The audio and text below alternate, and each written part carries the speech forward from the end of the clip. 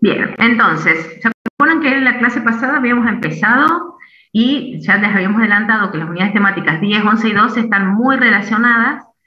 Y dimos la clase pasada un pantallazo de cómo es esa interrelación y cuáles son los procesos más generales de cómo se interpreta actualmente, de cómo funciona el cerebro.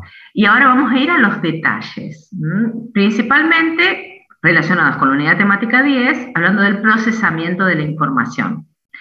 ¿Se acuerdan que habíamos estado hablando de que justamente la función del sistema nervioso es recoger información del medio interno y externo, procesarla, reconstruirla, que sería la parte relacionada con la unidad temática 10, después hablamos de integrarla a programas ya instalados por la evolución o por el aprendizaje, que tiene que, y usarlas para guiar las conductas del entorno, que es lo que tiene que ver con la unidad temática 11. O sea que, digamos, en esta definición tenemos incluida la unidad temática 10 y la unidad temática 11. Entonces, lo que vamos a ir desentrañando es cómo, porque esta es una función. ¿Se acuerdan que habíamos también hecho hincapié en que una cosa es decir cuál es la función de una estructura, de un sistema, de una molécula, y otra cosa es explicar cómo funciona? Entonces, vamos a ir siempre haciendo esta diferenciación. El texto que tienen ahí define la función del sistema nervioso, pero no explica cómo funciona. Entonces, vamos a ir adelantando hoy justamente el cómo se recoge esa información del entorno, se procesa y se reconstruye. Y también habíamos estado hablando, ya ingresando en la temática, que hay un camino, hay un recorrido entre el estímulo y la percepción. ¿Se acuerdan que habíamos definido la percepción y que dependía de la construcción, integrando la información, como está representado acá, del medio externo y del medio interno, y que ese recorrido implica un montón de mecanismos y procesos que van desde cómo se reconoce el estímulo hasta la misma construcción de esa percepción. Respecto al estímulo, que es como habíamos terminado la clase pasada, es que el primer paso en ese recorrido que hablamos del estímulo a la percepción es justamente la decodificación de los atributos o características del estímulo, que tienen que ver con la modalidad del estímulo, la intensidad, la duración y la localización. Entonces eso hace justamente a uno de los temas que están en los contenidos, que es la transducción, conducción y modulación de la información. Ustedes ya saben el concepto de transducción, que básicamente sería la de traducción, traducir una información en otra. En este caso, la traducción es respecto a la modalidad del estímulo en la forma en que el sistema nervioso trabaja, que es una forma de potencial de acción. Entonces, cuando hablamos de la modalidad del estímulo o cómo se decodifica esa modalidad, tenemos que ingresar en el tema de la relación entre el estímulo y el receptor. Entonces, así vamos a poder entender cómo se traduce esa información del mundo físico en una señal eléctrica, que es lo que llamamos potencial de receptor o generador. Y ahí, entonces, podemos aplicar lo que se conoce como principio de especificidad, que sería básicamente el mismo principio cuando ustedes estudiaban en bioquímica, en la relación entre la hormona y el receptor, que es justamente ahora relacionado al tipo de energía de ese estímulo y el receptor que se activa vinculado al sistema nervioso que sensa ese estímulo. Y ahí vamos a la clasificación, entonces. Hay muchas clasificaciones en los libros y siempre tenemos que tener en cuenta cuál es el criterio de clasificación, porque lo importante es no mezclar esos criterios de clasificación para poder entender de lo que estamos hablando. Entonces, fíjense que en esta clasificación de receptores sensoriales tenemos acá, cuando hablamos de mecanorreceptores, quimioreceptores, fotorreceptores y termorreceptores, que estamos justamente clasificando con el criterio de que de la modalidad del estímulo. O sea que tiene que ver justamente con esta traducción entre el tipo de energía del estímulo y el potencial de acción que se termina generando. Y es más, si nosotros correlacionamos, fíjense que hay mecanorreceptores en distintos lugares y vinculados a distintas funciones del organismo, porque a nivel cardiovascular, en la piel, en los músculos, en los sentidos especiales, y que basados, ¿se acuerdan?, en el origen o en del origen de esa señal, podemos hablar de interoceptores, que acá lo traducimos, serían para nosotros los viceroceptores. ¿Se acuerdan que habíamos hablado de eso la clase pasada? Que cuando hablamos de interocepción, lo vamos a aplicar al sentido amplio, entonces dejamos viceroceptor y receptores homeostáticos a los relacionados con el medio interno y las vísceras. O sea que cuando hablamos de clasificación por la modalidad del estímulo, nos vamos a estar refiriendo a mecanorreceptores, quimioreceptores, fotorreceptores y termorreceptores. Obviamente que cada uno, acá están representados distintos, fotorreceptores, estos serían quimioreceptores, los del olfato y del gusto. Acá estos son mecanorreceptores, o los de las terminaciones libres del sistema nervioso, que pueden sensar distintos tipos de señales. O sea que esta traducción del estímulo se va a dar por distintos mecanismos en cada uno de estos tipos de receptores, pero podemos agruparlos teniendo en cuenta algunos criterios. Por ejemplo, uno de los criterios más fáciles para agruparlos es tener en cuenta si el mecanismo por el cual se activa el receptor es vinculado a un canal, o sea, ionotrópico, o vinculado a un cambio en el metabolismo interno de ese receptor, vinculado a una proteína G, que eso es lo que llamamos metabotrópico. Fíjense que ustedes también eso lo pueden hacer análogo a que cuando hablábamos de sinapsis, que veíamos que ese mensajero químico que se libera en la presinapsis va a activar receptores, que en ese caso son receptores postsinápticos, que pueden ser ionotrópicos o metabotrópicos. Como ven, se vuelve a repetir el modelo.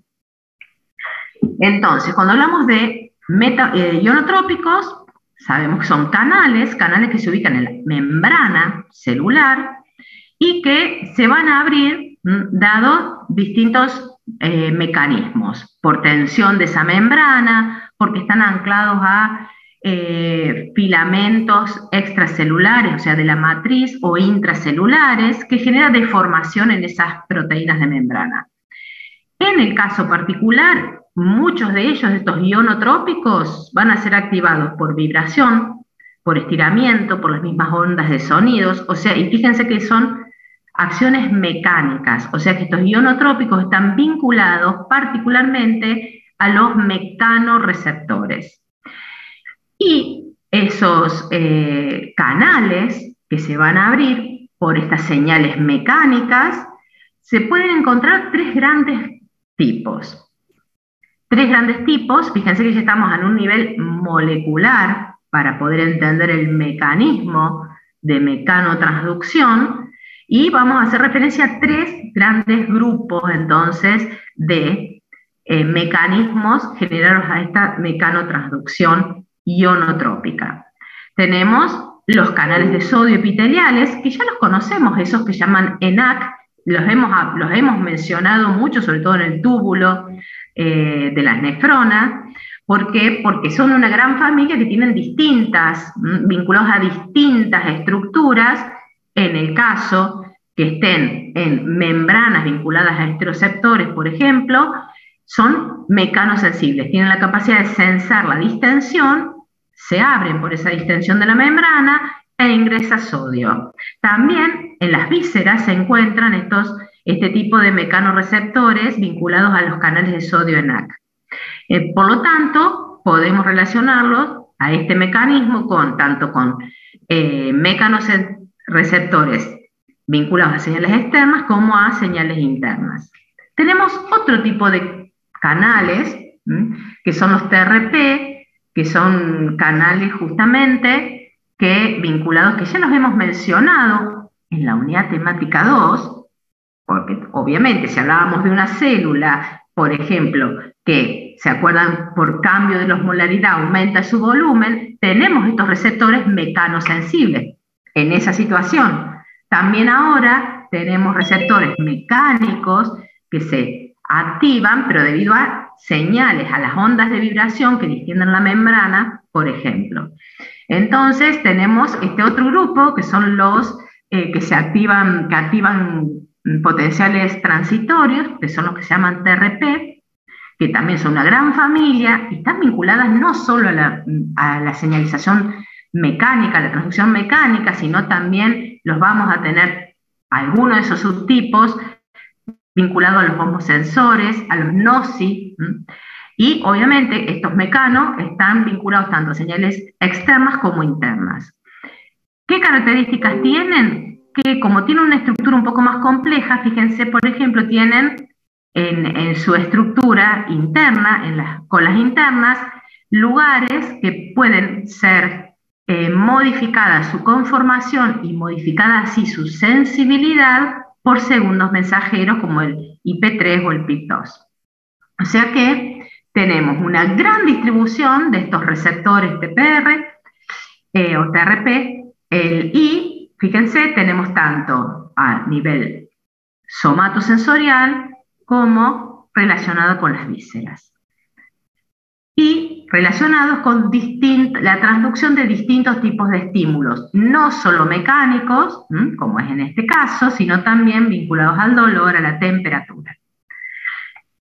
Los que están íntimamente vinculados a cuestiones mecánicas son los que se llaman canales de piezoproteínas, que son también una familia de canales iónicos que sensan estiramiento en las membranas, tanto en histero como en viceroceptores. También, en esta estructura compleja, fíjense que tiene muchísimos canales, entre 14 y 20 veces atraviesan la membrana, forma una estructura bastante compleja que tiene un poro, por eso hablamos de mecanismos ionotrópicos, que cuando se distiende esta membrana se abre el canal.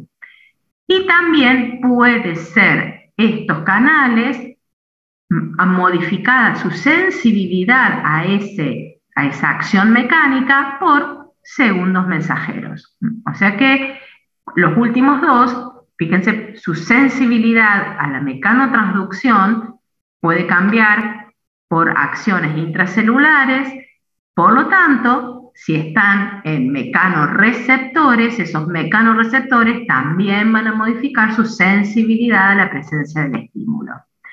¿Qué importancia tienen estos canales de piezoproteínas? Están también en muchísimos lugares del cuerpo relacionados, por ejemplo, con las estructuras que tienen que ver con la esterocepción, como las células de Merkel, también vinculados a la propiocepción, como serían los que están vinculados a los efectos de compresión o presión en las articulaciones. También se los ha encontrado en donde, que son sensores del shear stress, y en un montón de otras funciones a nivel del hueso, a nivel del sistema nervioso. Por lo tanto, su ubicación es en todo el cuerpo y principalmente traducen efectos o señales mecánicas. Fíjense que hablamos de dos integrantes principales, que serían el piezo 1 y el piezo 2, o sea, estas proteínas tienen dos grandes subgrupos y principalmente, justamente, fíjense, el piezo 2 es el que está relacionado con las células de Merkel, por ejemplo, que tienen que ver con el sentido del tacto. Y las piezo 1 principalmente ¿con qué? Con sensaciones propioceptivas, piezo 1 y piezo 2, y las piezo 1 con interoceptivas, porque se encuentran en los pulmones, en el tracto digestivo, a nivel renal. O sea que tenemos que tener en cuenta que el mecanismo de transducción, tanto de estero como de interoceptores, de viceroceptores, tienen que ver con estos tres tipos de canales que vimos. Y nos queda un último tipo de canal que es muy específico. ¿Por qué? Porque en realidad es un complejo, no es un canal conformado por este tipo de, como los que vimos recién, que si bien se van complejizando esos canales, esto es un complejo, porque son muchas proteínas de transmembrana que forman un complejo de mecanotransducción y son principalmente vinculados a las células ciliadas. ¿Dónde tenemos estos mecanismos de transducción?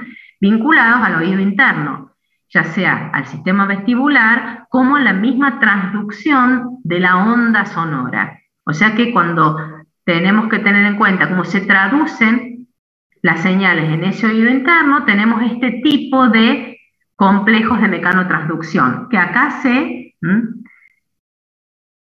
visualizan como canales que justamente van a ser abiertos o cerrados por el movimiento del sinocilio, que tiene vinculación a través de caderinas, por ejemplo, con estos complejos de mecanotransducción. Por lo tanto, el movimiento, pequeñísimos desplazamientos, fíjense que apenas mucho menos de 1 grado de desplazamiento, abren estos canales. Y la otra característica de estos canales, de este complejo, es que es muy rápido. Fíjense que es de 10 microsegundos. O sea que es un sistema muy eficiente de transducción en ese oído interno. O sea que todos estos son mecanismos que tienen que ver principalmente con mecanotransducción a través de canales iónicos, y dimos 4 ejemplos y los podemos vincular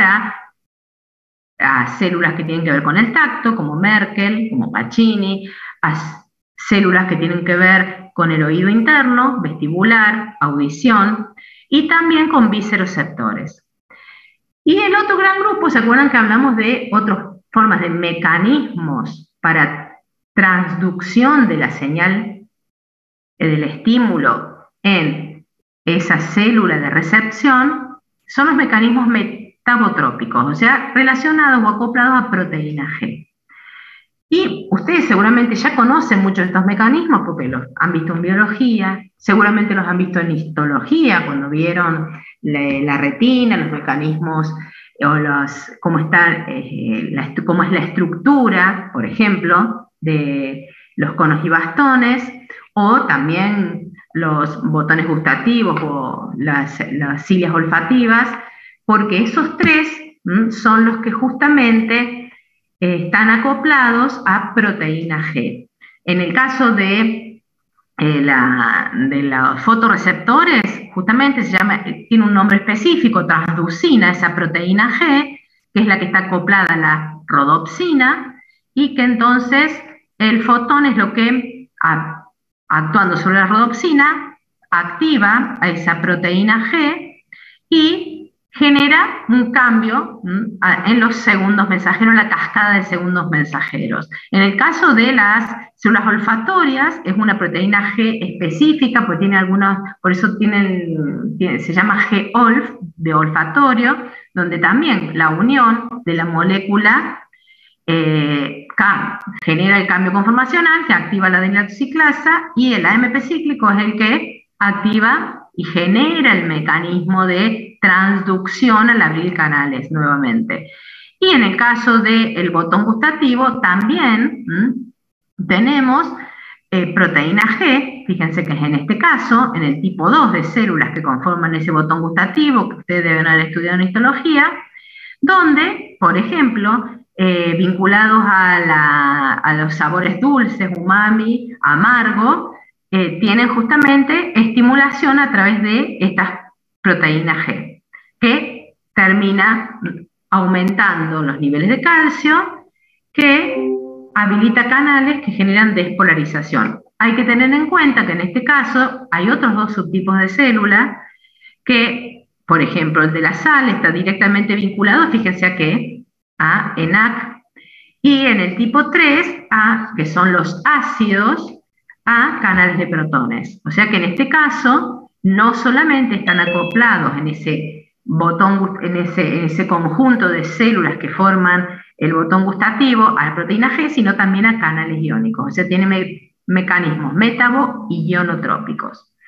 En el caso justamente que hablábamos de los metabotrópicos, fíjense que también tienen distintas estructuras estas estructuras receptoras acopladas a proteína G, pero en todos los casos terminan modificando los niveles de calcio que tienen acción sobre distintos tipos de canales, que van a generar, en este caso, liberación de un neurotransmisor. Porque ahora ya vamos a ver que también hay dos tipos distintos de estos grandes mecanismos de recepción de señales. Volviendo al concepto de modalidad y de especificidad, decíamos que la especificidad o ese principio de especificidad hablaba de la relación entre la energía y la activación de una estructura, como en este caso vimos, estas estructuras ionotrópicas o metabotrópicas que forman parte del receptor. Y el concepto que hay que anexarle a esto es justamente que se activan con el menor umbral, o sea que son los más sensibles a esa señal. ¿Por qué hacemos esta incorporación? ¿Por qué? Porque hay algunas señales, como sabemos, que las asumimos, presión, asumimos con señal vinculada al tacto, pero también vinculada al dolor. O sea, hay dolor por presión. Y en ese caso, justamente, tenemos el piezo 2, que está en los corpúsculos de Pacini, que son, por ejemplo, que traducen la información vinculada a la presión y vibración leve, pero en las terminales de las aferencias vinculadas a los nociceptores no son las mismas estructuras, sino que existen otros tipos de canales que se llaman TACAN, que se abren a una mayor intensidad de estímulo. Por eso hablamos de que los piezo 2 tienen un umbral menor a ese estímulo mecánico que los TACAN, que se ubican en las terminales nociceptivas, que tienen un alto umbral. Por lo tanto, al tener un alto umbral necesitan una intensidad de presión mucho mayor para abrirse. Por eso tenemos que tener en cuenta también los umbrales a los que se abre cada uno de estos tipos de canales, y eso nos ayuda a entender cómo el mismo estímulo, pero cambiando su intensidad, es sensado o por receptores vinculados al tacto o por receptores vinculados a la nocicepción. Entonces dijimos que en esta transducción, a través de estos mecanismos, fíjense que son mecanismos moleculares, canales ionotrópicos o metabotrópicos, que se encuentran en las membranas de estos receptores, generan aperturas de canales, finalmente, que generan despolarizaciones. ¿Qué tipo de despolarizaciones? Locales. Volvemos a los conceptos de allá hace mucho, que repasaron ahora en los trabajos prácticos, de potencial local. En este caso, los potenciales locales reciben el nombre de receptor y generador. Hay una sutil diferencia, a veces se usan como sinónimos. ¿Cuál es la sutil diferencia? Está acá modelizada. Fíjense que en este caso, la misma estructura de la neurita, ¿sí?, que es la que va a formar parte de la vía aferente sensorial, es donde se genera esa despolarización y donde hay concentración de canales voltajes dependientes, se genera el potencial de acción.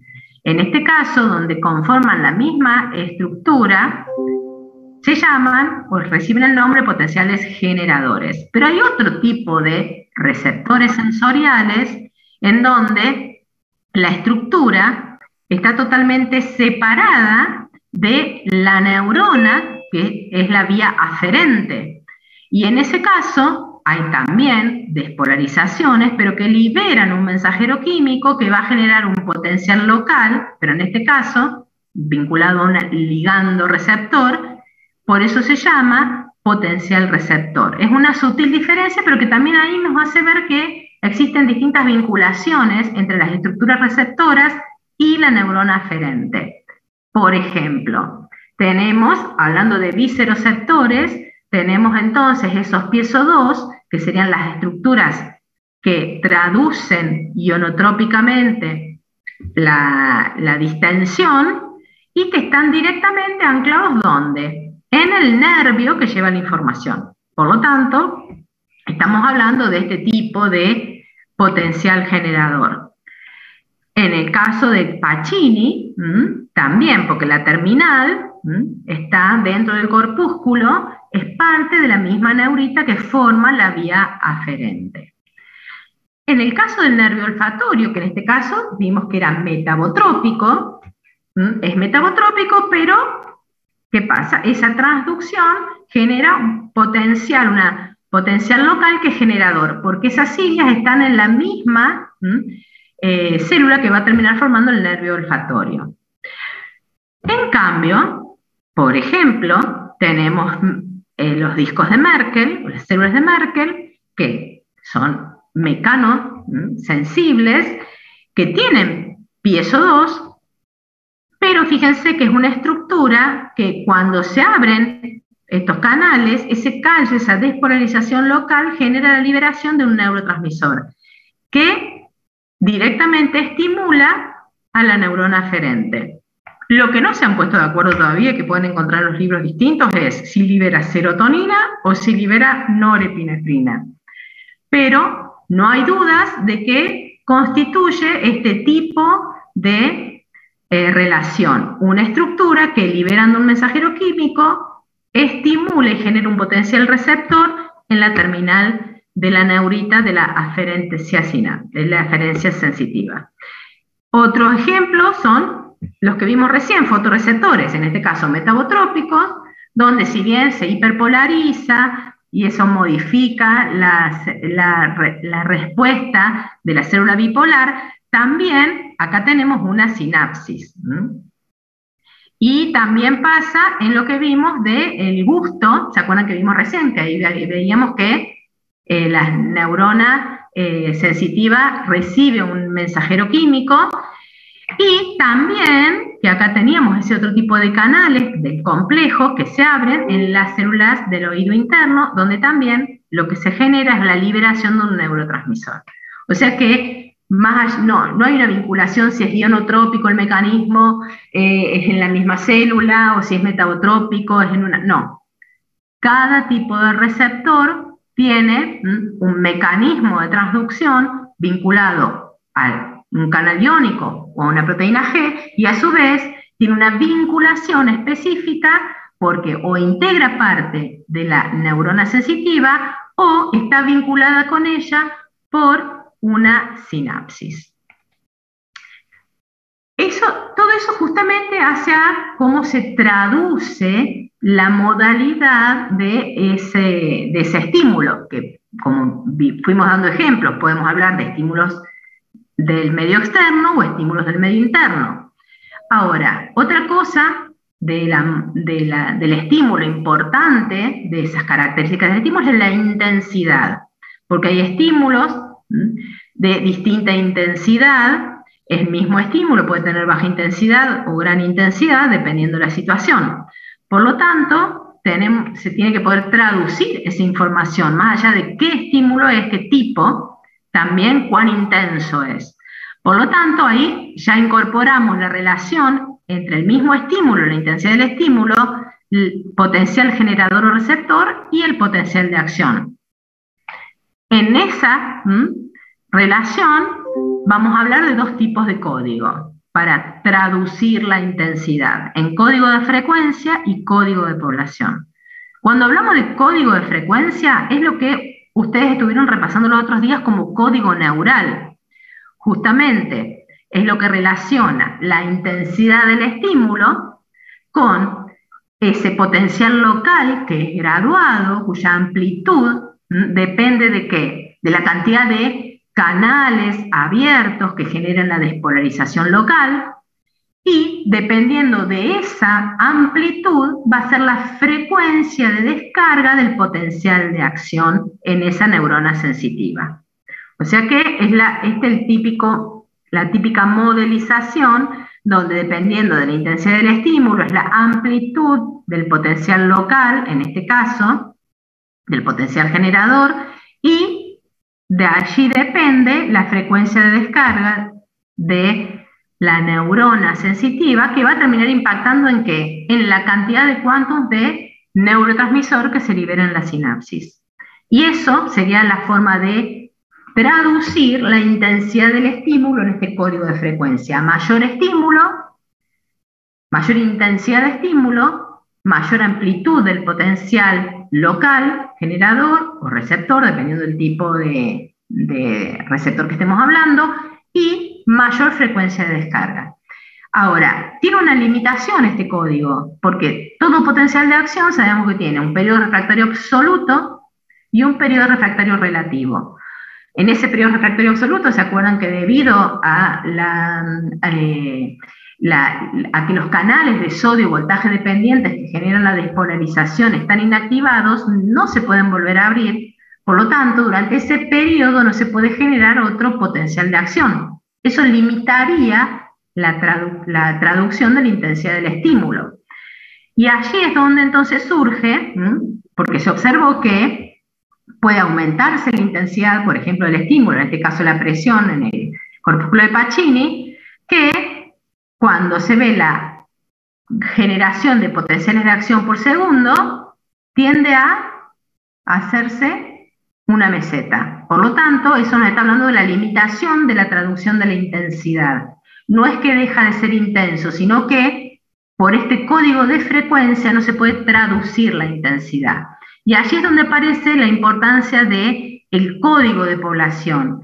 ¿Qué sería eso? Que cuando a cierto nivel de intensidad del estímulo, ese estímulo genera potenciales locales o despolarizaciones en las neuronas cercanas. Por lo tanto, se van incorporando a la traducción de esa intensidad del estímulo las neuronas sensoriales cercanas. Por lo tanto, ¿qué es lo que está modelizado acá? A medida que aumenta la intensidad del estímulo, más población de neuronas sensoriales se activan.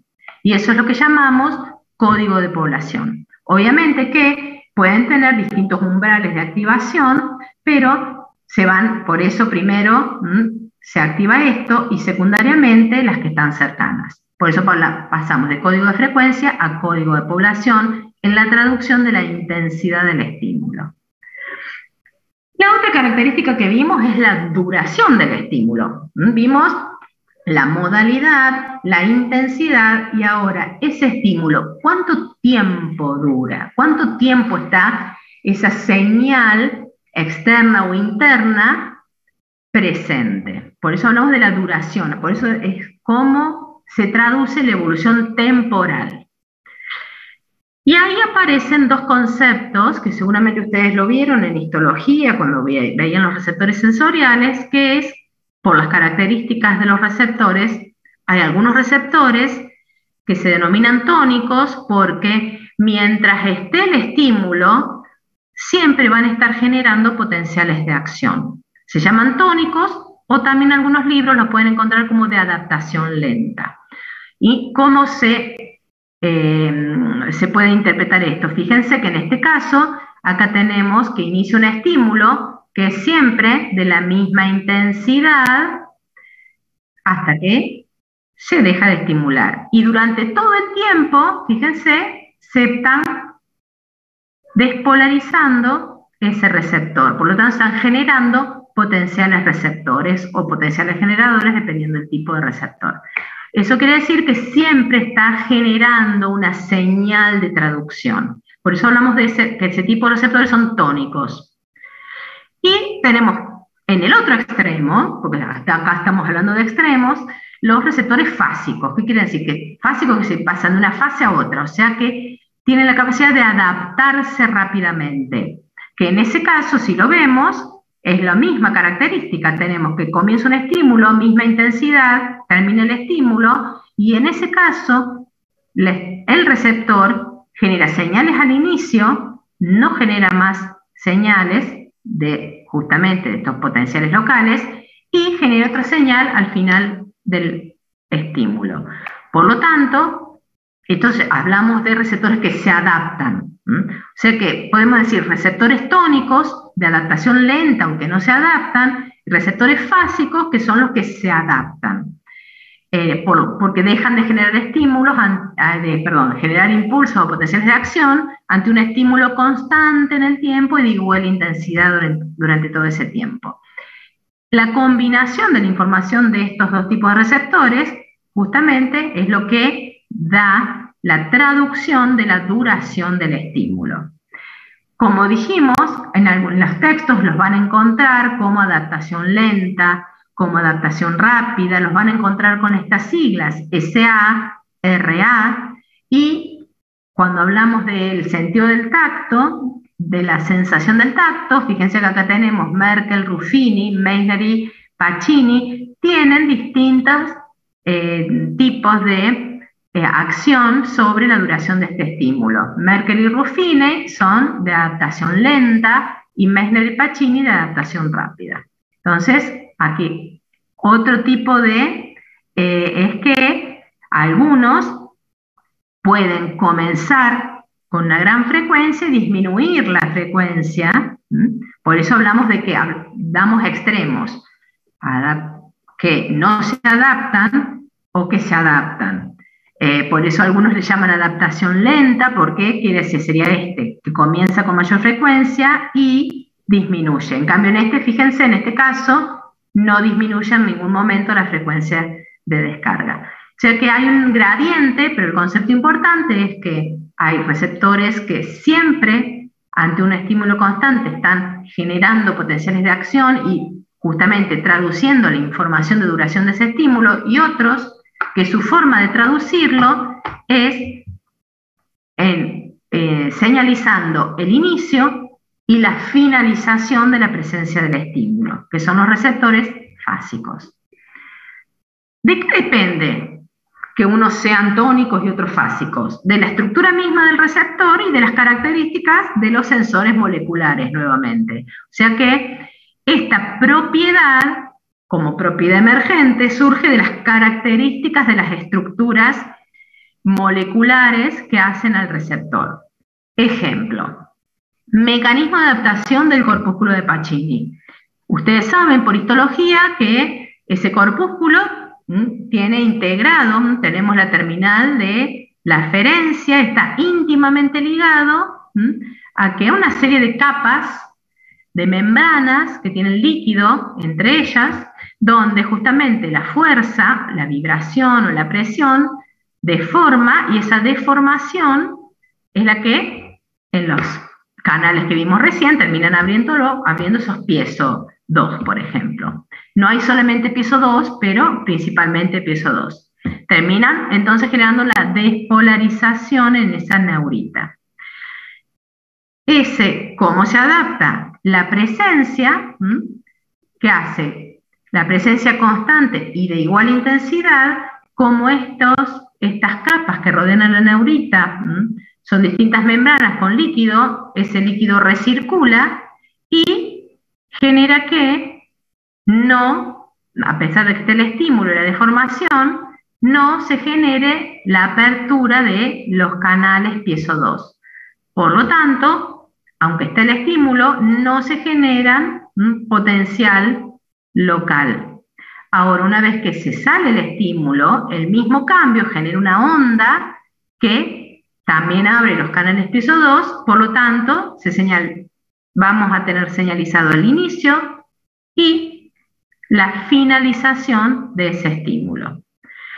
Ahora, ¿se acuerdan que habíamos comparado este piezo 2, que sería la estructura molecular que hay en esta neurita, y que a su vez tiene una característica particular, que se abre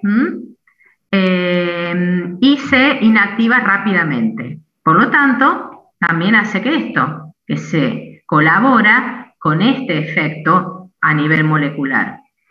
A diferencia de, por ejemplo, los TACAN, ¿se acuerdan que habíamos comparado? Que son los que están en las membranas de los nociceptores de mayor umbral, que terminan traduciendo estímulos mecánicos.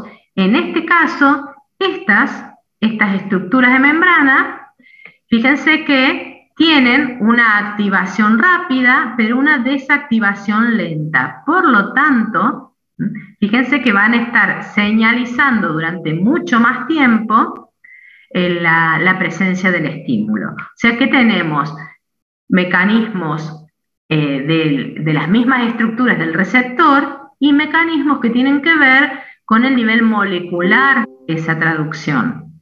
A su vez, ¿se acuerdan que habíamos visto que los mecanismos de transducción que se dan en esas células o en esas terminales sinápticas, en esas terminales de las neuritas, modifican también la apertura y cierre de esos canales? Y también, en el caso de los piezo 2, esa activación o esa cinética de activación es modificada por el voltaje, porque tienen piezas en su estructura que son voltajes sensibles. Por lo tanto, pueden mantenerse más tiempo abiertas dependiendo de la despolarización de esa terminal. Por lo tanto, es una conjunción de mecanismos que hacen que, si bien por eso decimos, nosotros hablamos del extremo tónico-fásico, en el medio tenemos un montón de mecanismos que hacen que sean o de adaptación lenta o que tengan mucha traducción al inicio y vayan disminuyendo. Por eso hablamos de distintos mecanismos de adaptación. Bueno, acá está lo que les estuve diciendo. Si vemos en otros tipos de receptores, típico receptor de la cóclea, por ejemplo, que eran esos otros mecanismos ionotrópicos de esos complejos, también cómo se adaptan, porque se relaja ese resorte que unía el sinocilio con el complejo, del complejo del canal. Por lo tanto, hay también una instancia de adaptación a al mismo estímulo. También, típico ejemplo de las células, los cilios olfatorios, que cuando veíamos que ese calcio activaba canales y generaba la despolarización, ese mismo aumento de calcio genera activación, por ejemplo, de calcio-calmodulina, que termina activando otros mecanismos de transducción que desensibilizan los canales activados por MP cíclico.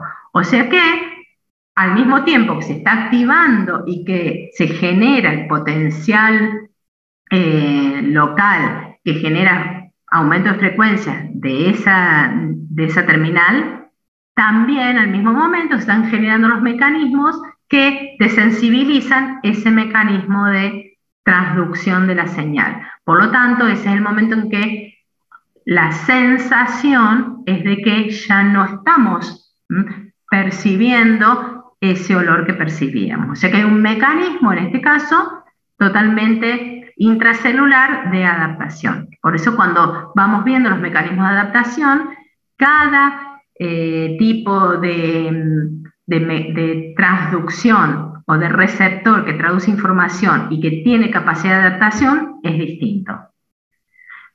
Entonces, volviendo a las clasificaciones, ¿se acuerdan que habíamos visto las clasificaciones, que siempre hablamos de clasificaciones, que dijimos, ¿qué vimos nosotros esto? Clasificación de los receptores según el tipo de energía, foto, mecano, termo y quimioreceptores, que según la localización o origen del estímulo, telereceptores, cuando el estímulo se generaba a largas distancias, por ejemplo, los conos y bastones. Esteroceptores generalmente son los relacionados con el tacto. Nociceptores, visceroceptores, son los que captan las señales del medio interno. Propioceptores son principalmente los que sensan los cambios de posición del cuerpo, y los nociceptores el daño. O sea que tenemos ahí otro tipo de clasificación. Le agregamos clasificación morfofuncional, que le llaman sensoriales a los que tienen alguna estructura aparte, y neurosensoriales donde tienen la vía integrada. Y por la capacidad de adaptación, fásicos y tónicos. O sea que dependiendo del criterio se pueden clasificar. Pero eso no quiere decir que mezclemos los criterios, porque al mezclar los criterios es cuando empezamos a mezclar la información. Ahora pueden entender para cada criterio, porque las bases de estos criterios son los que estuvimos viendo hasta ahora. En ese camino que dijimos, desde el estímulo, la transducción del estímulo, teníamos, hasta llegar a la percepción, teníamos otro punto básico que es la transmisión. Y esa transmisión, una de las cosas más importantes que colabora en este camino hacia la percepción es el localizar el estímulo. Esa localización se da por dos procesos básicos, uno que se llama principio de línea marcada y otro de somatotopía. Que ustedes ya saben, la somatotopía lo han estudiado en anatomía, cuando veían el homúnculo sensorial, básicamente estamos hablando de eso, ahora vamos a referirnos más específicamente, y cuando hablamos de principio de línea marcada, habla de segregación de esas vías sensitivas.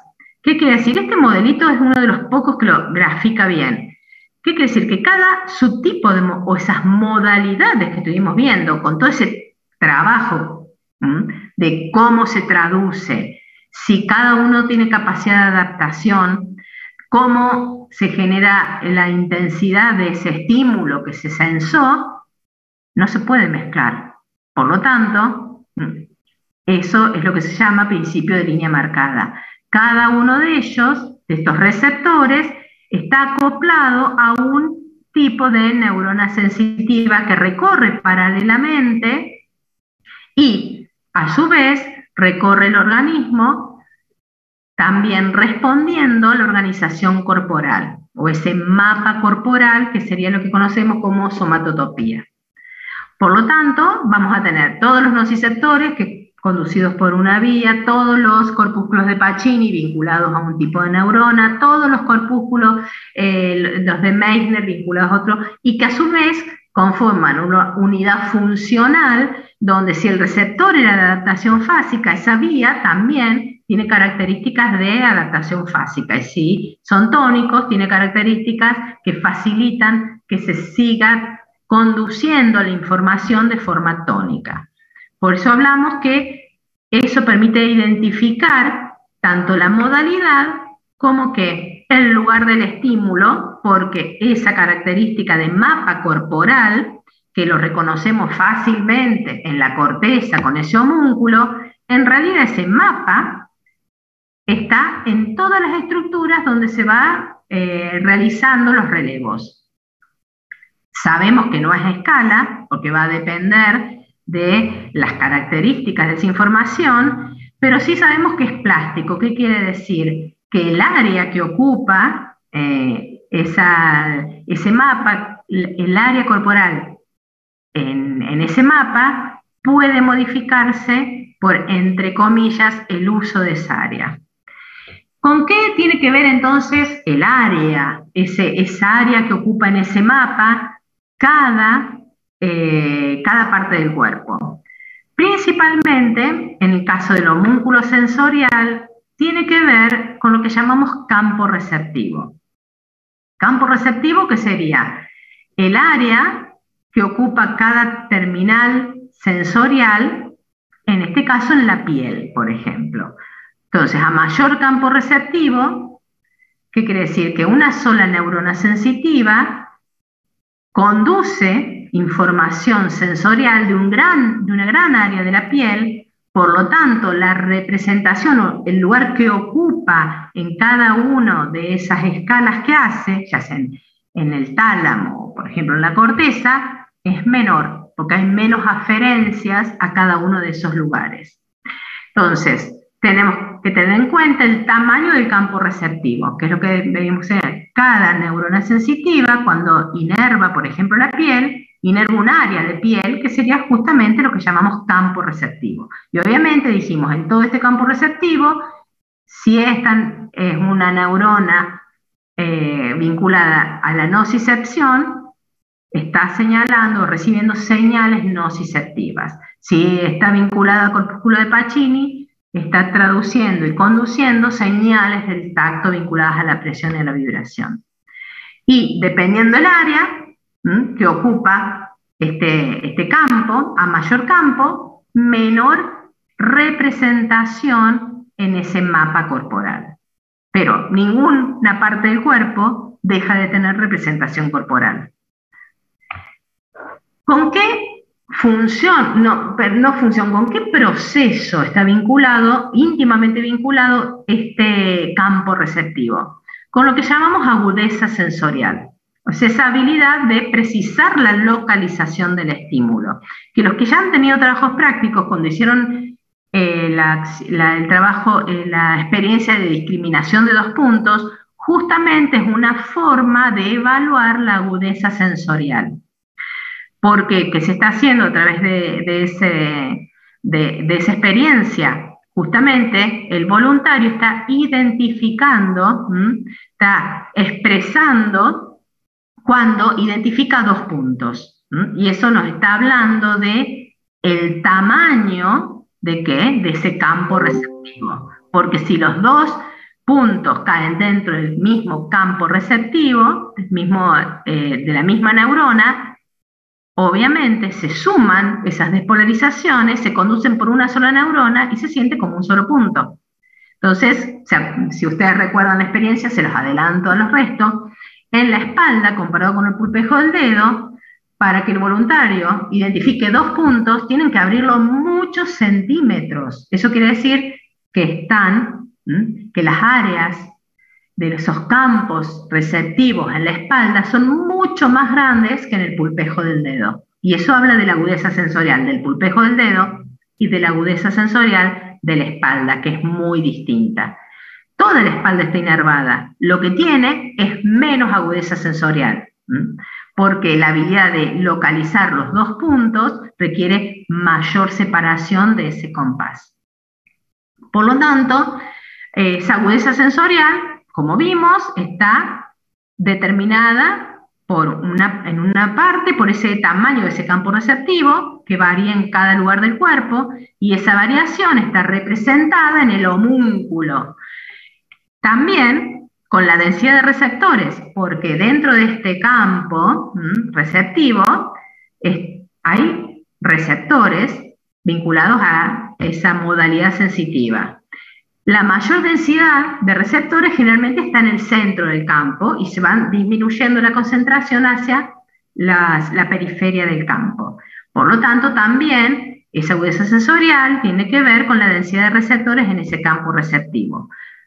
Sin embargo, recuerden siempre que para sentir 2 puntos, no es que tenemos que estar apretando 2 receptores, sino 2 áreas de campos receptivos distintos.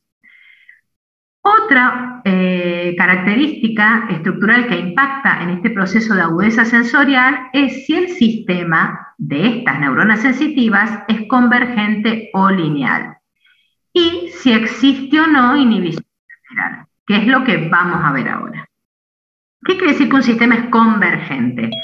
Que si bien puede haber inervación de distintas neuronas en ese mismo campo receptivo, en la primera estación de relevo convergen a una sola neurona. Por lo tanto, por más que el estímulo sea en distintos campos receptivos, se va a sensar como un estímulo, porque el sistema es convergente.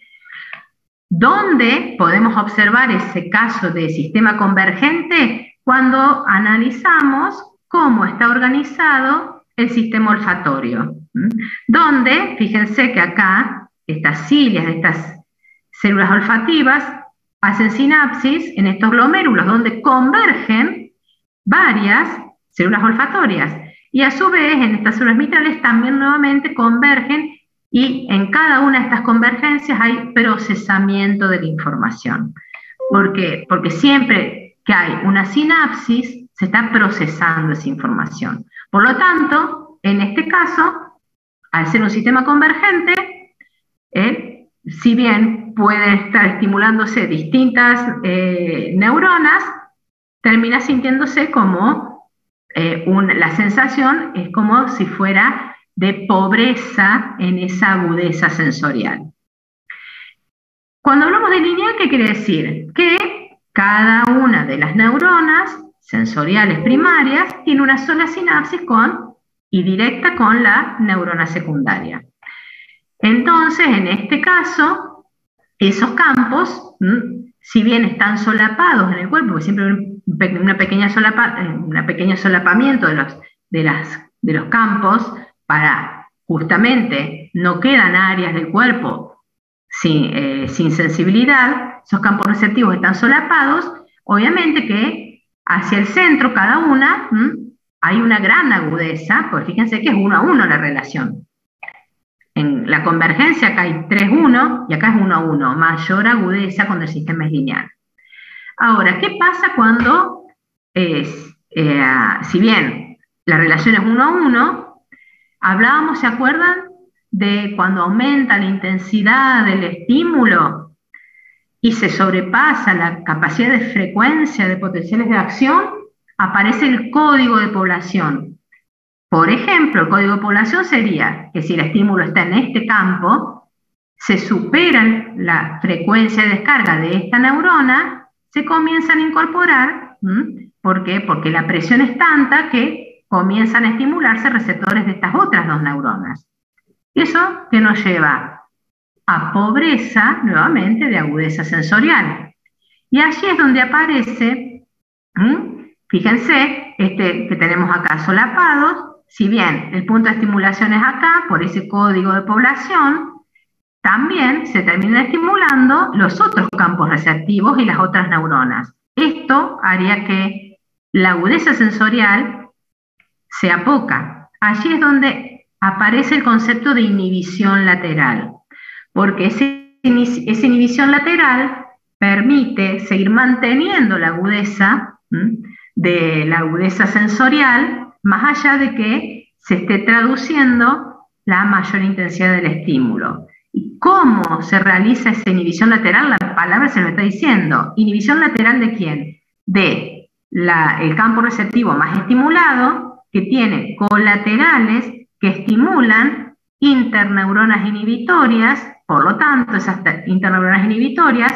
inhiben ¿a quiénes? A las neuronas que están siendo estimuladas por el aumento del código de población. Y eso se llama justamente inhibición lateral. Así puede mantenerse la agudeza sensorial. Un paso importante en esta conducción, entonces vimos que la conducción se mantiene por esta relación de línea marcada, por esta relación de identificación de la localización, por el mapa corporal, que representa en cierta forma la agudeza sensorial de cada parte del cuerpo, pero hay que tener en cuenta que en esta conducción también hay otro proceso importante que es la modulación de la información. Porque dijimos, en cada sinapsis hay procesamiento de la información. ¿Por qué? Porque se integra y principalmente hay circuitos locales de integración, por ejemplo a nivel medular, cuando ingresa la información. Fíjense que si bien tenemos ese principio de línea marcada, acá tenemos, siempre hay colaterales, que son las que vimos, por ejemplo, que generan la inhibición lateral, pero también hay colaterales que activan interneuronas que hay en la misma médula, y esas interneuronas generan interacción y modulación, procesando la información a nivel medular. Por lo tanto, esta modulación puede ser que aumente la señalización de la modalidad sensorial o que disminuya. En el caso, por ejemplo, justamente lo que estábamos hablando recién, cuando hablábamos del bulbo olfatorio, donde estas células ciliadas, estas neuronas, ya están integrando en el glomérulo, ¿sí? Y ahí justamente hay procesamiento de la información, donde la neurona de segundo orden ya tiene otra información, debido a que entre ellas también hay interneuronas que integran la información. O sea que eso quiere decir que hay modulación. En algunos casos aumenta la conducción de esa información y en otros casos disminuye la conducción de esa información. No solamente hay interneuronas locales, sino también hay sistemas descendentes que terminan modulando la información, por ejemplo, a nivel medular. Esas esa modulación descendente. ¿Qué quiere decir? Que hay neuronas que provienen de la corteza o del sistema límbico que terminan haciendo sinapsis en estos conjuntos de terminaciones neurales de la médula y modulan, ya sea en forma inhibitoria o excitatoria, la información. Este ejemplo lo vamos a ver cuando veamos nocicepción como caso donde se integra todo lo que estamos viendo ahora, donde vamos a ver específicamente justamente que hay neuronas, vías descendentes de la corteza del cíngulo, por ejemplo, que liberan, que actúan sobre sistemas modulatorios, como los que vieron ustedes, dopaminérgicos, noradrenérgicos, serotoninérgicos, que terminan impactando ¿en dónde? A nivel medular, y terminan inhibiendo algunos tipos de dolor o aumentando algunas señales de dolor. Eso sería el típico ejemplo de modulación descendente.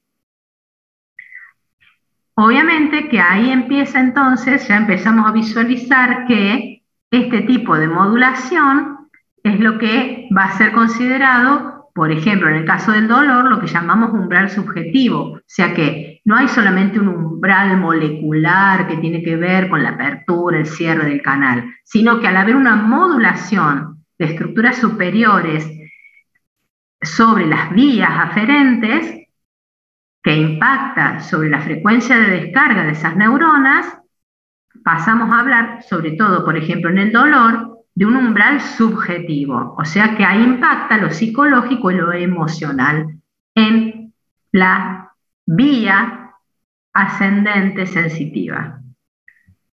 Fíjense que entonces estuvimos hablando de este mecanismo de transducción, cuando hablábamos de la decodificación de la modalidad, la intensidad, la duración y la misma localización, correlacionándolo con la transmisión y la modulación.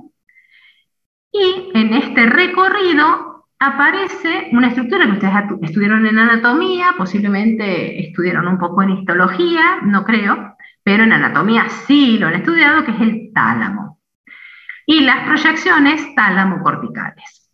Entonces, cuando hablamos del tálamo, ¿cómo definimos su función? Estación de relevo y procesamiento.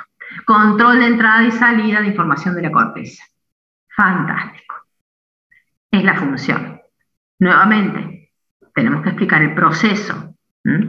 Ahora, siempre generalmente terminamos hablando del tálamo, diciendo su función y recordando algunas de sus subdivisiones, porque ustedes seguramente en anatomía estuvieron estudiando que ese tálamo, esta estructura, tiene a su vez núcleos que tienen relación con distinto tipo de información, ya sea información sensorial, información motora, como grandes divisiones, y justamente es estación de relevo de esa información sensorial y de esa información motora. Y tienen muchos nombres, esos núcleos, que están relacionados con su ubicación o con su función. Y ahí aparece nuevamente una clasificación. Justamente, dependiendo del criterio de clasificación que tomemos, es cómo vamos a identificar esa estructura. Y fíjense que acá aparece un criterio de clasificación desde una perspectiva evolutiva. Porque, ¿se acuerdan que estuvimos la clase pasada hablando de que en la evolución del sistema nervioso es importante tener en cuenta que las estructuras no desaparecen, sino que se van superponiendo. Y en el desarrollo de este sistema nervioso, justamente, también se van superponiendo estructuras, por ejemplo, en el tálamo, en el cerebelo, en el sistema límbico, en la corteza. Y a nivel del tálamo, por eso podemos encontrar lo que se llama arquitálamo, paleotálamo y neotálamo. Conceptos que vamos a repetir dentro de unas clases, por ejemplo, cuando hablemos de cerebelo, vamos a hablar de arquicerebelo, paleocerebelo y neocerebelo, que serían como esas capas superpuestas, porque a medida que van apareciendo evolutivamente estructuras por encima de ese tálamo más complejas, el mismo tálamo, como principal estación de relevo y procesamiento de la información sensorial y motora, también va superponiendo capas, al igual que el cerebelo. Obviamente que también podemos relacionar el cerebelo, como dijimos recién, con las conexiones de información específica, multimodal, con la función, si son núcleos motores, sensitivos o asociativos, si han visto en histología, con la citoarquitectura, porque también la constitución o la forma de esas neuronas también cambia en algunos núcleos, y por la ubicación anatomofuncional. Obviamente que siempre tenemos que identificar de qué parte del tálamo estamos hablando. Para entender el funcionamiento vamos a hablar de algunas de estas partes, porque fíjense que en esta estructura tan pequeña es muy compleja, por lo tanto vamos a hablar solo de algunos núcleos cuando hablemos de cada proceso. Entonces, cuando hablamos de ese tálamo como estación de relevo, tenemos que hablar que es estación de relevo de la información que estuvimos hablando recién, esteroceptiva, propioceptiva también, información que tiene que ver con el oído, con la visión. Con los impulsos olfatorios son más directos a la corteza, pero hay una parte a través del sistema amigdalino que llega al tálamo, cosa que vamos a ver cuando hablemos de emociones. O sea que prácticamente toda la información sensorial de distinto origen termina siendo relevo en el tálamo. Y, nuevamente, siempre tener en cuenta que en ese tálamo la información se mantiene segregada por el principio de línea marcada y con la representación del mapa corporal. Ese ordenamiento, exquisito ordenamiento que hay en todo el sistema nervioso sigue estando en el tálamo. Como estación de procesamiento que hay que tener en cuenta, recién vimos como el relevo, que el relevo sigue siendo por mapa corporal y por principio de línea marcada, y que dependiendo del núcleo es estación de relevo motor, de asociación o sensorial. En el caso como estación de procesamiento, pues dijimos relevamiento, procesamiento, en el tálamo tenemos que identificar dos tipos principales de neuronas. Las locales, que son interneuronas, o sea que están dentro del tálamo. Fíjense que tiene una estructura con un árbol dendrítico impresionante, muchas espinas dendríticas. O sea que esto ya, al ver este tipo de neuronas, ya le está diciendo gran integración de la información que arriba. Por lo tanto, esa población de interneuronas locales son las que van a mediar el procesamiento dentro del tálamo de la información que arriba, principalmente modificando los campos receptivos, porque son neuronas GABAérgicas esas interneuronas, por lo tanto van manteniendo entre comillas, esa inhibición lateral de la información, haciendo que la información mantenga ese principio de línea marcada y se mantenga la agudeza sensorial. Ese es el principio básico del procesamiento de la información dentro de cada núcleo talámico.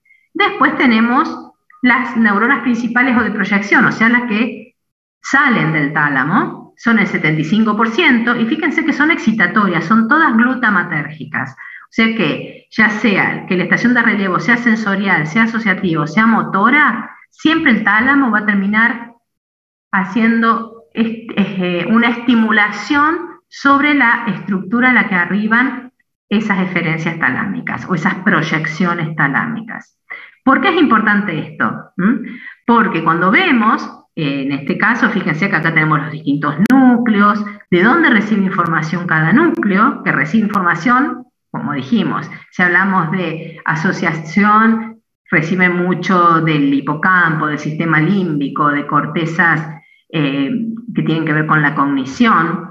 Algunos reciben información como globo pálido y cerebelo, motora, otros de las vías aferentes somáticas, pero fíjense que cuando vemos las eferencias, es corte. Prácticamente, salvo parte del cuerpo estriado y del mismo tálamo, el 90% de las eferencias tienen que ver con la corteza cerebral. Y ahí está principal rol cuando hablamos del control de la entrada y salida de la información de la corteza. Fíjense que estuvimos explicando el cómo hablamos de relevo, cómo hablamos de procesamiento, cómo hablamos de control de entrada y salida de información. Cuando analizamos de cerca, acá tendríamos representados los tres principales grupos del tálamo. Tenemos justamente que acá representado las aferencias que llegan al tálamo, esas aferencias subcorticales que estimulan el tálamo. Esta neurona talámica es una neurona que va a inervar córtico talámica, dijimos glutamatérgica. Y a su vez llegan a determinada capa, que es la capa 4 del córtex. Ustedes han visto por histología que el córtex, justamente, si no repásenlo, tiene distintos tipos de neuronas y cada una de ellas tiene un tipo de procesamiento de la información. Sabemos que entonces esta neurona talámica, tálamo cortical, es excitatoria. Entonces, vamos a ver que aparece otro rol importante, pues dijimos de entrada a la corteza y de salida. ¿Por qué? Porque de la corteza también hay vías corticotalámicas, ¿ven? Acá está, que salen de la corteza e inervan el tálamo.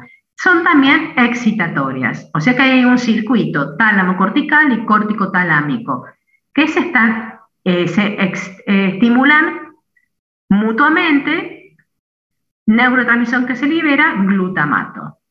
En este caso, las eferencias salen principalmente de la capa 6 de la corteza.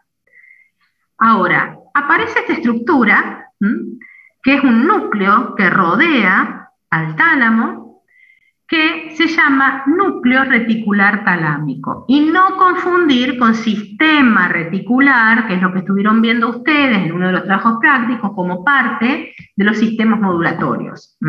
Ese SARA, por ejemplo, no es lo mismo el núcleo reticular que la formación reticular, que es parte de esos sistemas modulatorios difusos y que, por ejemplo, tienen que ver con el SARA. El núcleo reticular talámico termina formando parte de este circuito o loop. ¿Por qué? Porque rodea todo el tálamo y es estimulado por colaterales de esas dos neuronas que vimos recién. Por las tálamo corticales, ven esta que sale, que es tálamo cortical, ven que tiene acá una colateral que estimula. Pero a su vez también la córtico-talámica tiene una colateral que estimula. O sea que las neuronas de este núcleo reticular son estimuladas tanto por la información que va a la corteza como la que vuelve de la corteza hacia el tálamo. Ahora, ¿qué característica tiene esta neurona? Que es inhibitoria. O sea que el núcleo reticular talámico, que proyecta hacia las distintas partes del tálamo, proyecta neuronas inhibitorias. Por lo tanto, justamente por eso se llama loop excitatorio inhibitorio. ¿Por qué? Porque entre comillas, eso que a veces se dice, el tálamo es el filtro de la información, regula la información, en realidad es el tálamo, junto con el núcleo reticular talámico, lo que conforma parte de esta forma en que se regula la información que ingresa y la información que egresa de la corteza cerebral. Gracias a esta cuanto más información o más actividad, más potenciales se generen en estas neuronas, mayor va a ser la intensidad de esta sinapsis, mayor la inhibición sobre el mismo origen del circuito. O sea que sería como un mecanismo de retroalimentación para mantener en niveles adecuados la excitabilidad de las neuronas corticales. Estos circuitos son las bases del electroencefalograma y tienen que ver justamente con los fenómenos rítmicos oscilatorios que se registran en ese electroencefalograma y que tienen relación con el proceso de vigilia-sueño y con el proceso de atención selectiva. Fíjense, cuando nosotros registramos los potenciales de membrana de este circuito, que acá está nuevamente modelizado, acá tenemos la neurona reticular, que es inhibitoria principalmente sobre el tálamo, tenemos la tálamo cortical que estimula, la corticotalámica que estimula, ¿qué vemos? Que justamente las neuronas de ese núcleo reticular son las que están siempre estimuladas, pero cuando vemos la frecuencia de descarga de las vías tálamo cortical y de la neurona piramidal, que sería la corticotalámica, fíjense que está disminuida su frecuencia de descarga.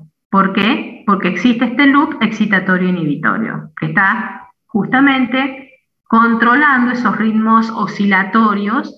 Y recuerden que todas estas estructuras, las tres, la corteza, el tálamo y el núcleo reticular talámico, va a recibir inervación del SARA, que es lo que estuvieron estudiando ustedes los otros días en el trabajo práctico.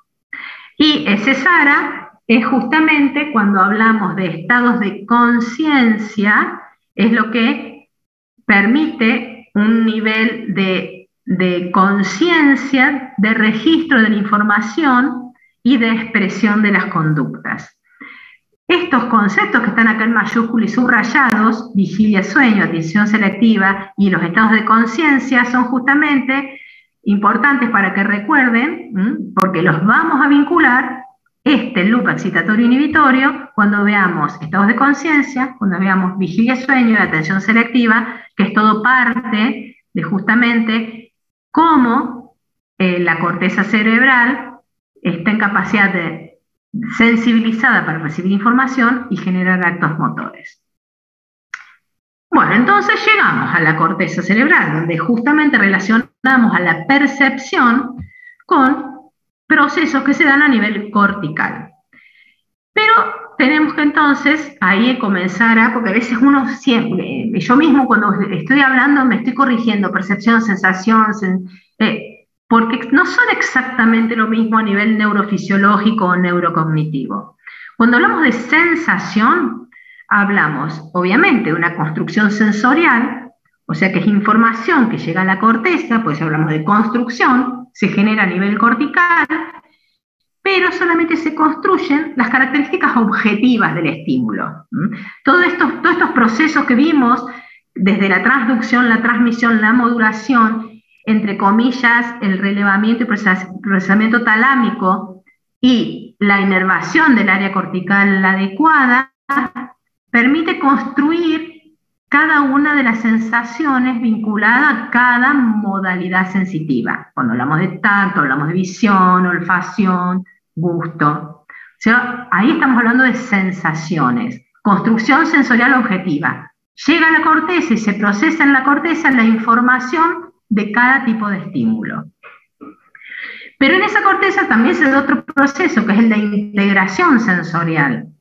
¿Por qué? Porque cuando hablamos de sabor, sencillamente, ya justamente hay una integración. Por ejemplo, se integran las cualidades o las sensaciones del gusto y del olfato.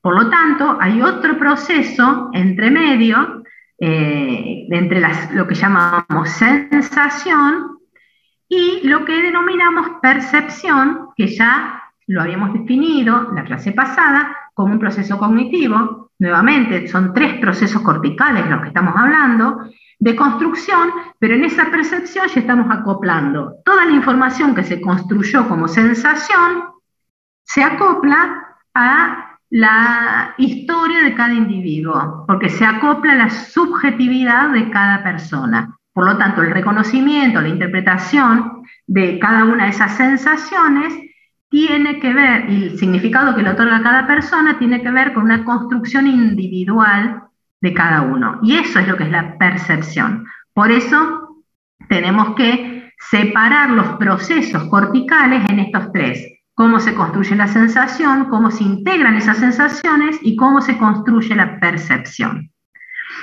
Entonces, para que nos quede claro qué es la percepción, obviamente que nosotros lo dividimos neurofisiológicamente, pero como proceso cognitivo es difícil separarlo, porque constantemente estamos construyendo la realidad a partir de nuestras propias ideas y nuestra propia historia. Siempre tenemos que tener en cuenta que comienza el estímulo sensorial, se integran las sensaciones y la interpretación y reconstrucción de eso a partir de la historia de cada individuo es lo que llamamos percepción. Y es lo que habíamos estado viendo un poquito cuando hablábamos de cómo procesa la información el cerebro, la clase pasada, donde lo que uno observa en cada imagen, pues justamente la percepción visual fue la primera que se estudió y que se aplicó en las neurociencias, se aplicó en la psicología, en la neuropsicología,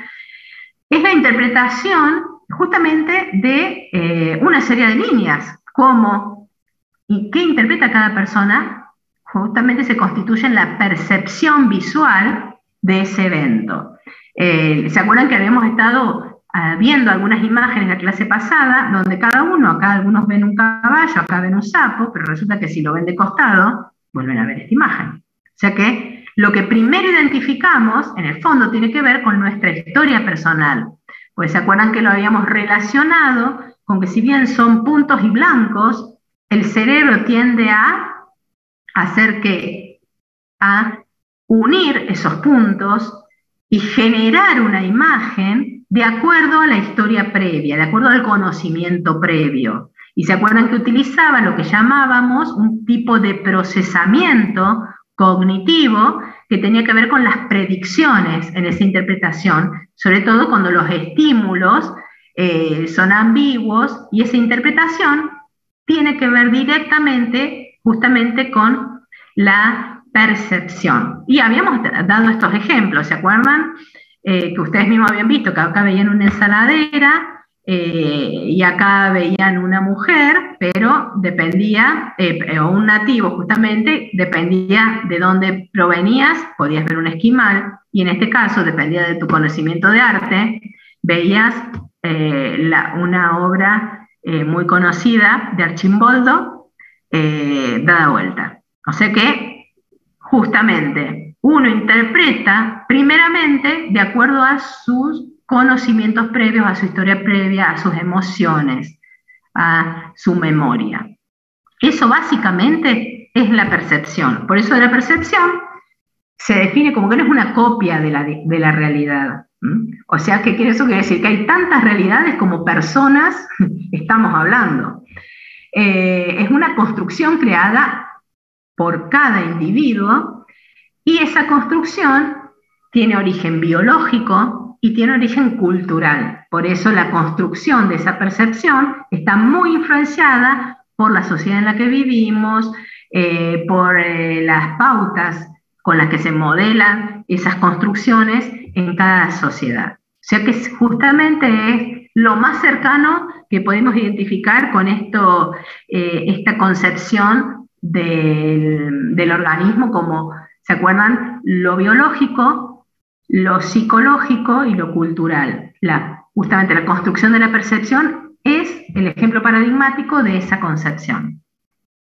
Entonces, esa percepción, como se termina de construir en esa corteza, va a incorporar e integrar información del pasado, de lo que está pasando, pero lo está interpretando con lo que pasó antes, porque está interpretándolo con nuestra historia. Por eso hablábamos del procesamiento predictivo. Acá, ¿qué les está representando? Que escuchamos un ruido afuera. Dependiendo de nuestra historia, lo vamos a relacionar con que hay viento, vivimos en la Patagonia, y si vivimos en el conurbano bonaerense, posiblemente lo relacionamos con que nos están golpeando alguna ventana porque están queriendo entrar a robarnos. Fíjense que eso es un ejemplo muy, muy directo de ese procesamiento predictivo, de la percepción de la situación que se construye en ese momento a partir de ese procesamiento predictivo. Eso también influye en ¿qué? En las opciones de acción. Esa percepción del objeto o la percepción de la situación también se constituye en el primer paso a cómo vamos a actuar. Esta imagen también representa eso. Dependiendo de la historia individual de cada uno, es el ejemplo, ejemplifica lo que se va a hacer con ese objeto. Y eso habla de que a partir de justamente de ese procesamiento predictivo, de esa construcción de esa percepción, se empieza la vinculación con las posibilidades de acción. Eso quiere decir con las conductas. Ahí está justamente relacionado todo. Recuerden esto que hablamos de posibilidades de acción cuando hablamos de conductas. Bien, entonces cuando hablamos de percepción, fíjense que no hablamos solamente de las modalidades sensoriales, hablamos del impacto de la emoción, del impacto del conocimiento, de la memoria, de la atención, del procesamiento simbólico, o sea, de que lo que nosotros le otorgamos a cada característica del objeto, o sea que tiene múltiples interacciones la construcción de esa percepción.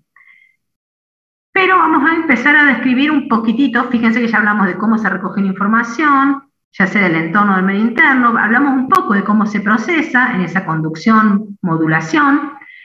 Nos falta pensar en cómo se reconstruye en esa corteza. Por eso hablamos de la representación de la información y el procesamiento cortical. Último tema.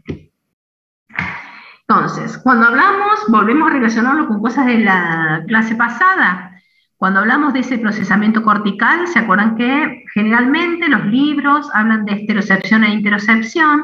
Nosotros aplicamos la palabra viscerocepción o receptores homeostáticos cuando hablamos de las señales del medio interno y dejamos el término interocepción para la integración de ambas percepciones. Entonces, esto lo vimos la clase pasada. Desde una visión estructural, nosotros vamos a hablar de sistema sensorial, divisiones somáticas, sentidos, división vegetativa, y desde una visión funcional hablamos de percepción, o sea, de cómo se construye la información esteroceptiva, la propioceptiva, lo que tiene que ver con los sentidos especiales y las vísceras. Y la integración de todas estas percepciones sería el sentido ampliado de interocepción, que es lo que ahora más se está pasando del sentido de interocepción de víscera, sinónimo de víscera, a interocepción de construcción global de percepción del cuerpo en el mundo. Obviamente que todas esas funciones se dan a nivel cortical, en los circuitos corticales, neocorticales, y se da a través de un montón de procesos. Algunos en la corteza somatosensorial, que recibe la esterocepción y la propiocepción. Después tenemos también la corteza límbica y paralímbica, que también recibe mucha información visceral y correlaciona con las emociones y la memoria, y en la corteza específica vinculada a cada sentido especial. O sea que las distintas partes de la corteza procesan e integran esa información de distintas formas. Y vamos a ver entonces algunos ejemplos. Obviamente que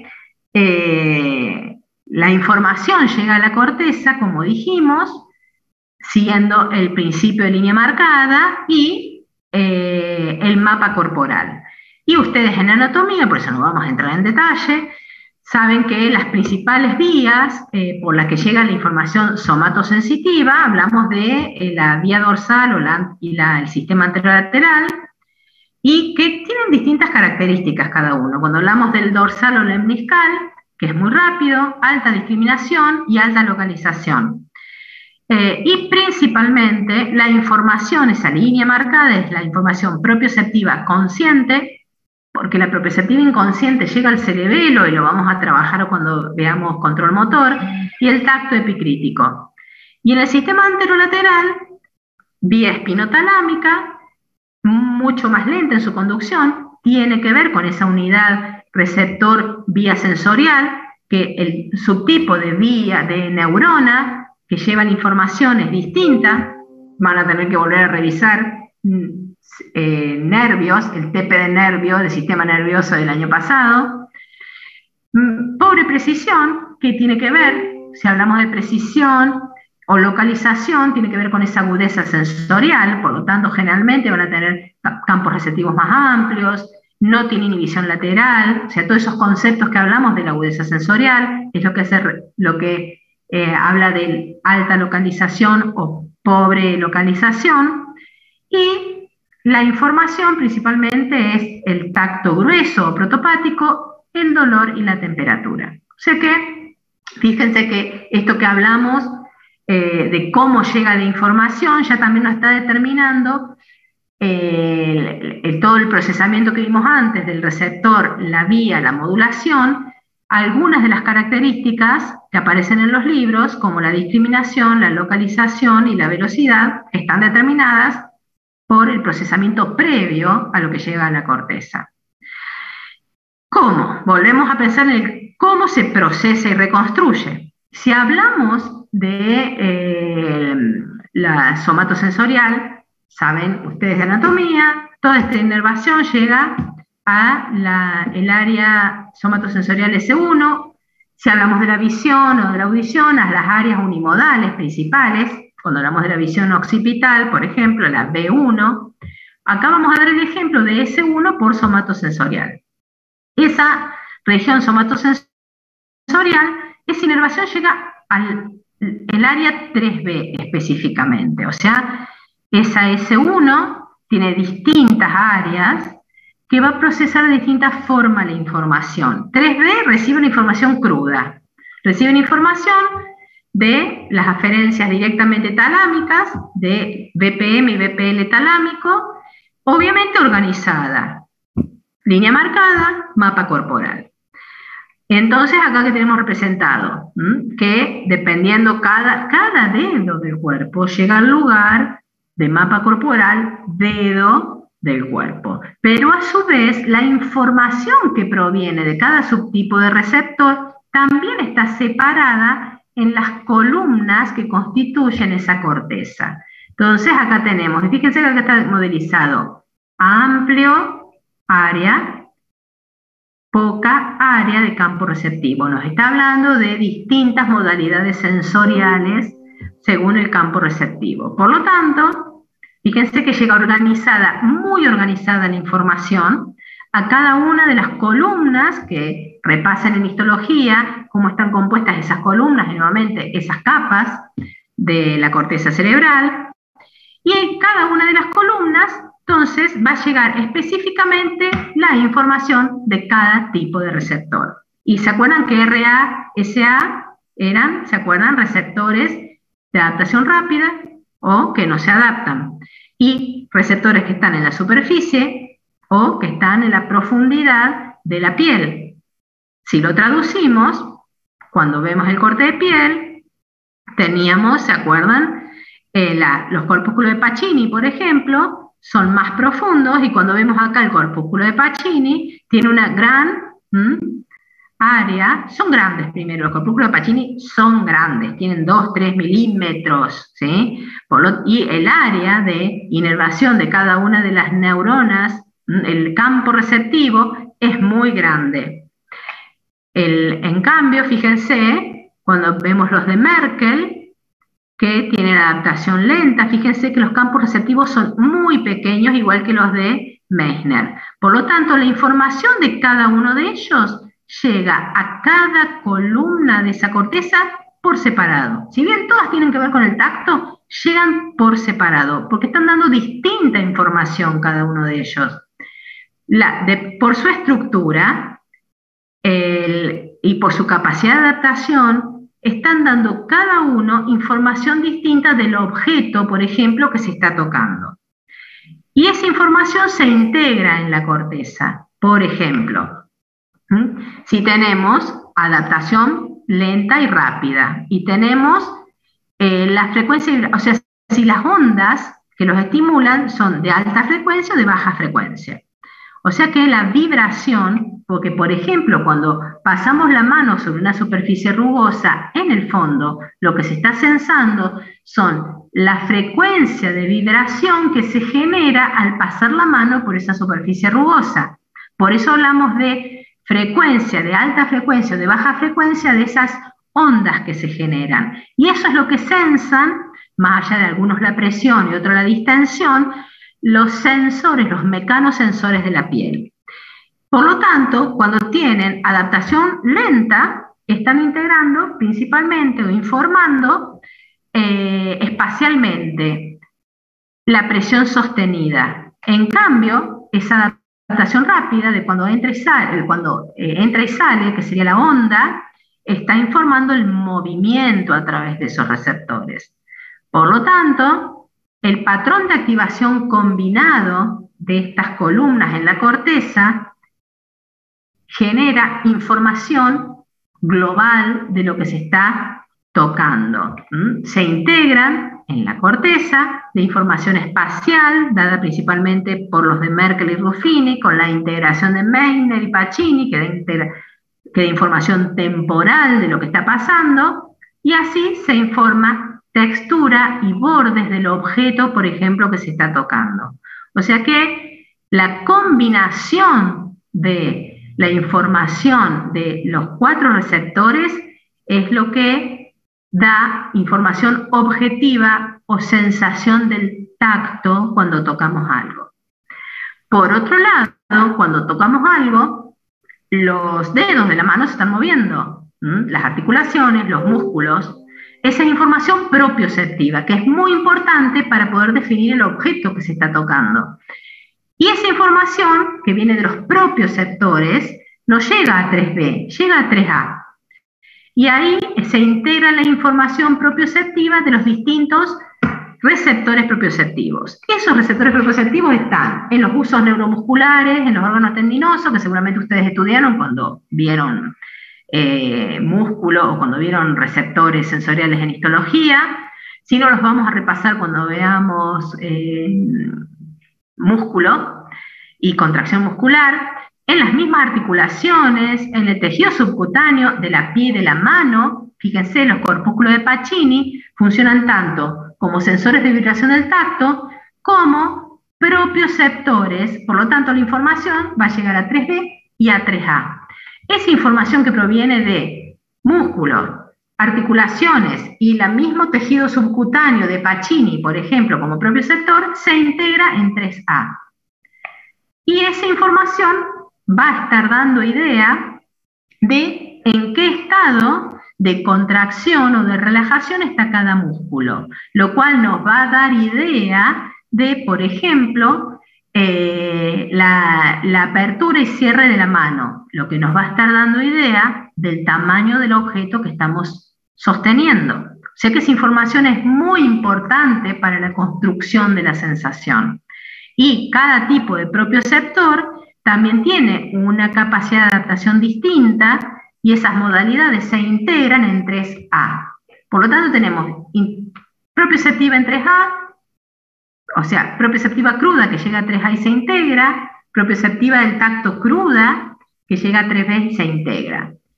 Ahora, en 3B, fíjense que acá tenemos 3A, propioceptiva, 3B, del sentido del tacto, y la información que se procesó en 3B pasa a otra área de S1 que es la 1 y la 2. Por lo tanto, tenemos 2 niveles más de procesamiento.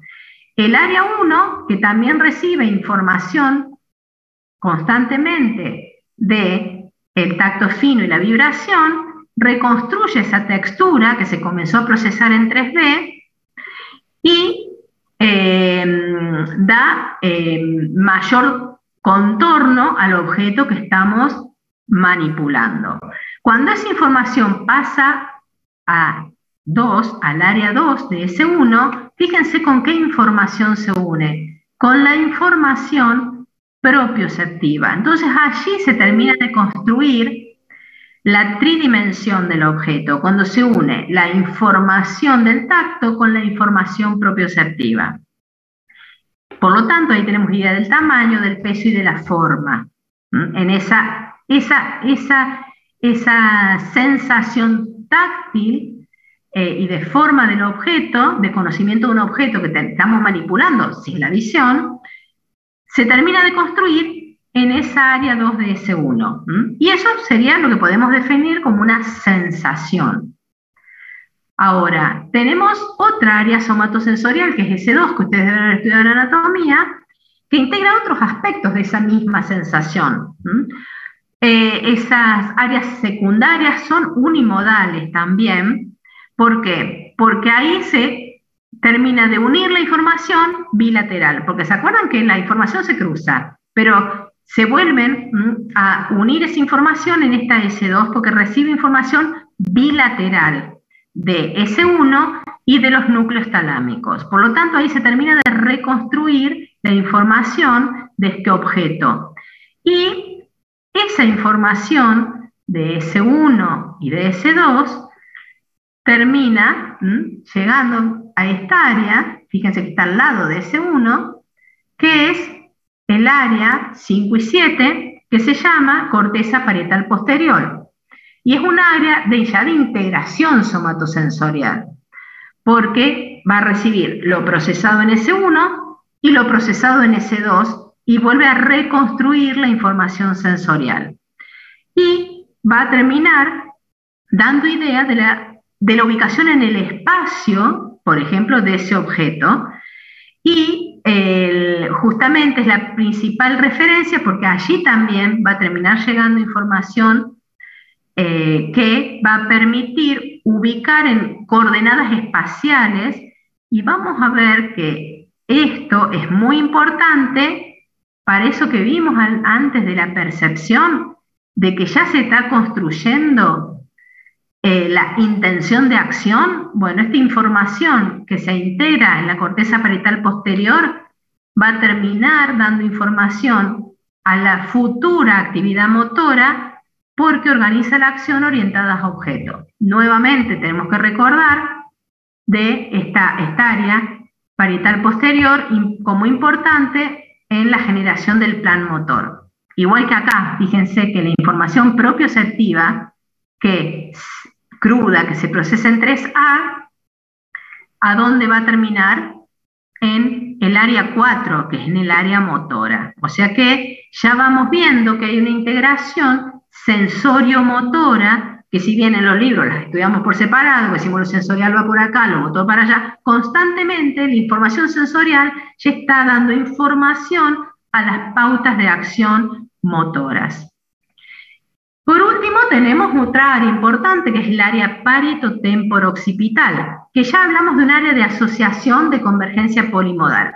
¿Por qué? Porque en esta área se van a asociar la construcción de ese objeto y se vincula con lo auditivo y con lo visual, por eso es polimodal. Se termina de localizar el objeto en el espacio, en relación al propio cuerpo, en relación al lenguaje, si estamos leyendo, al origen de la música, si estamos oyendo música, si ahí se termina de construir la situación y ya entonces se está reconstituyendo, fíjense, la información sensorial constantemente y se van acoplando, se van sumando información para construir esta percepción.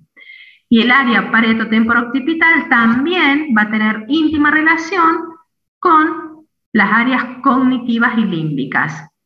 Por lo tanto, fíjense que ya hablamos de cómo se construye esa primera información de la sensación, cómo se va integrando. Nos falta interpretar cómo se termina de construir esa percepción, pero para poder interpretarlo tenemos que conocer justamente dónde se construyen los elementos subjetivos, o sea, cognición y emoción. Por lo tanto, eso lo vamos a ver la clase que viene. Para terminar de construir esta percepción, vamos a estudiar un poco la construcción de las emociones y cómo se relacionan y se integran con la cognición. Para entonces ahí terminar de entender que es una percepción integrado con la interocepción. Bien, hasta aquí hemos llegado hoy. Y ya les adelanté el próximo capítulo. Bien.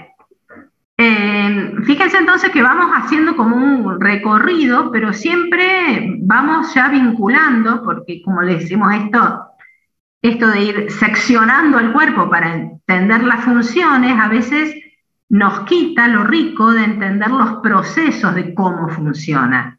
Entonces, fíjense que constantemente vamos dando links y recordando esto se vincula, es parte del proceso. Así que la clase que viene seguimos con cómo funciona el sistema emocional cómo se relaciona con la cognición para terminar de construir la percepción. Y ya después engancharlo a la generación de la acción. Si funciona PEDCO, subo el teórico. No, sí, les dije, acá termina. Siempre les voy dando el adelanto para que vean hacia dónde seguimos, porque si no parecen los teóricos desconectados, y en el sistema nervioso lo peor que les puede pasar es tener desconexión, porque no hay nada desconectado en el sistema nervioso. Por más que recortemos, está todo conectado. Así que seguimos en el próximo teórico. Bien, no sé si hay alguna otra duda, no sé si... bueno, siguen hablando de PEDCO y PEDCO y PEDCO. Bueno, esperemos que ahora por lo menos me dé tiempo de subirles el teórico y a ustedes de bajarlo. Y bueno, chicos, el lunes, y si ahora tenemos tiempo, durante el fin de semana sigue funcionando, les subimos los grupos, los temas, y el lunes nos juntamos a hablar de eso, de cómo organizarse, de cómo presentar los temas, y todas las dudas que les surjan de leer lo que les vamos a poner del trabajo en grupo. No sé, Celi, si querías agregar algo. No, muy bien. Mucho bien. Más no hay para decir. Veamos cómo funciona el fin de semana. Exactamente. Yo no puedo entrar, por ejemplo, me saca el error ese que tuvo María José y otro compañero, ahora me lo saca a mí, así que no sé si con el tiempo después desaparece. Sí. Como dijimos, el lunes vemos si funcionó PEDCO, si no ahí ustedes nos pasan los contactos de algunos de ustedes y a través de los ayudantes alumnos les hacemos llegar todo el material, así que no se hagan problema. Si el lunes no funciona PEDCO, encontramos vamos por otro camino. Bien. Así que bueno, chicos. Muy bien. Siendo viernes, 8 de la noche, los liberamos. Cuídense.